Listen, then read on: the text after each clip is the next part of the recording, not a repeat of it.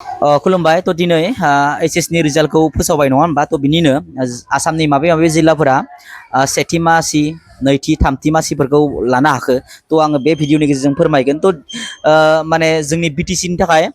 जोबोद गोजोनथाव खौरां होनना बुंनो नांगोन मानो होनबाथाय आर्ट्सआव बाक्सा जिल्लाया सेथि मासिखौ लानो हादों माने मोननो हादों तो बाक्सा जिल्लानि जि पास हार बेयो जाहैबाय 94.29 तो थारैनो जोंनि बिटिसिनि थाखाय बियो जोबोद गोजोनथाव खौरां होनना बुंनांगोन तो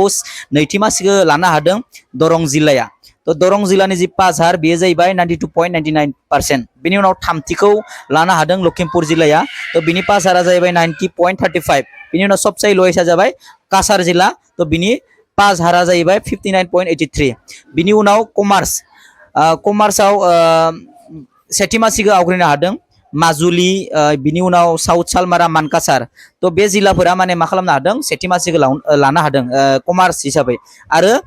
पास हारा पुरा 100% माने बिनि उनाव नैथि मासिखौ लानो हादों बियो माने जोंनि थाखाय जोबोद माने गोजोनथाव खौरां मानो होनबाथाय बिटिसिनि जि तामुलपुर जिल्ला बे तामुलपुर जिल्लाया कमार्सआव नैथि मासिखौ लानो हादों आरो बिनि पास हारा जाहैबाय 98.95।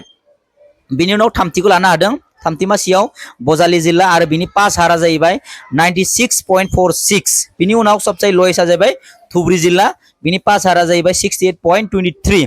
बिनि उनाव साइन्सआव नोंथांमोना हयथ' मिथिखाबाय जानांगौ जे सेथि मासिखौ जोंनि बिटिसिनि तामुलपुर जिल्लाया लानो हादों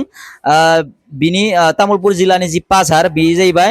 पासनि हारा 98.39। बियो माने जोंनि थाखाय जोबोद गोजोनथाव खौरां तामुलपुर जिल्लाया माने सेथि मासिखौ साइन्सआव लानो हादों माने बिनि उनाव नैथियाव दङ वेस्ट कार्बि आंलं पास हारा जाहैबाय 98.36। थामथिखौ आवग्रिनो हादों बेबो जोंनि थाखाय बिराद माने गोजोनथाव खौरां मानो होनबाथाय बिटिसिनि बाक्सा जिल्लायाबो माने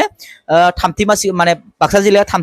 थामथि मासिखौ लानो हादों माने बिनि उनाव पास हारा जाहैबाय 97.96 सब ओमफ्राय लवेस्टआव दङ धेमाजि जिल्ला 70.03। तो बाकी भकेसनेल थाबाय तो थारैनो जोंनि बिटिसिनि जि माने बाक्सा जिल्ला बियो सेथियाव दङ आर्ट्सआव बिनि उनाव साइन्सआव थामथि बिनि उनाव तामुलपुरा सेथि साइन्सआव तो बिनि उनाव नैथियाव माने तामुलपुर तो